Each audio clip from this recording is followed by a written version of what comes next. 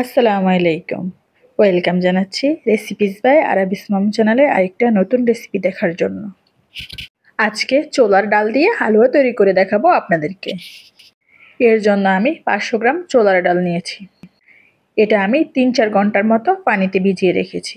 আপনারা যদি আগে ভিজাতে ভুলে যান তাহলে গরম পানি দিয়ে ভিজিয়ে রাখতে পারেন, কুসুম গরম পানি দিয়ে। আর ডালটা এখন আমি সিদ্ধ বসিয়ে দিব। এটা ফুলে ডাবল হয়ে গিয়েছে। আর আজকে আমি পানি দিয়ে সিদ্ধ করব না, এখানে আমি লিকুইড মিল্ক দিয়ে দিব। এখানে আমি 1.5 লিটার লিকুইড মিল্ক নিয়েছি আর সামান্য একটু লবণ দিয়েছি। এটা ভালো করে সিদ্ধ করে নিব। এখানে মিল্কের পরিবর্তে আপনারা চাইলে পানি দিয়েও সিদ্ধ করে নিতে পারেন। আর মিল্কটা দিলে হালুয়াটা খেতে খুব মজা হয়। ডালটা সিদ্ধ হলেই আমি চুলাটা অফ করে দিব। এখানে আমি মিল্কটা পুরোপুরি শুকাবো না, আমি একটু ভেজা ভেজা রাখবো। আমি এটা যেহেতু ব্লেন্ড করার সময় এমনিতে একটু পানি লাগে এই জন্য। আর আপনারা যদি শিলপাটায় করেন তাহলে পুরোটা শুকিয়ে নিতে পারেন। ডালটা আমি মিহি করে ব্লেন্ড করে নিয়েছি আর এটা এখন রান্না করতে বসিয়ে দিয়েছি।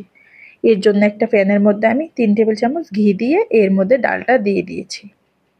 আপনারা চাইলে ঘির পরিবর্তে রান্নার তেল দিয়েও করতে পারেন, তবে ঘিটা দিলে হালুয়া খাওয়ার সময় ঘির খুব সুন্দর একটা স্মেল আসে। আমি কিন্তু প্রথমেই চিনি দিইনি। ডালের পানিটা একটু শুকিয়ে আসার পরে এখানে আমি 1 কাপ চিনি দিয়েছি। আমার 500 গ্রাম ডালের জন্য 1 কাপ চিনি, মিষ্টিটা পারফেক্ট হয়েছিল। আপনারা যদি মিষ্টি বেশি খান তাহলে একটু বেশিই দিতে পারেন। আর এখন আমি চিনি আর ডালটা ভালো করে মিক্সড করে নিব। এই পর্যায়ে কিন্তু চুলার কাছ থেকে নড়া যাবে না, অনবরত নাড়তে হবে, না হয় নিচে থেকে পুড়ে যেতে পারে। আর ডালটা পুড়ে গেলে হালুয়া থেকে পোড়া পোড়া গন্ধ আসবে, খেতে ভালো লাগবে না। একদম ভালো করে পানিটা শুকিয়ে নিতে হবে। আর এখানে 1.5 কাপ গুঁড়ো দুধ দিয়েছি, ঘি দিয়েছি আরও 2 চা চামচ।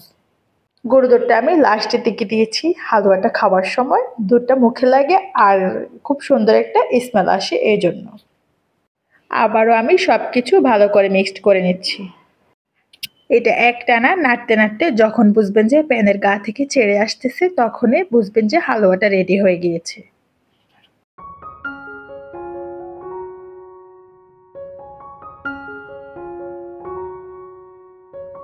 দেখুন আমার হালুয়াটা রেডি হয়ে গিয়েছে।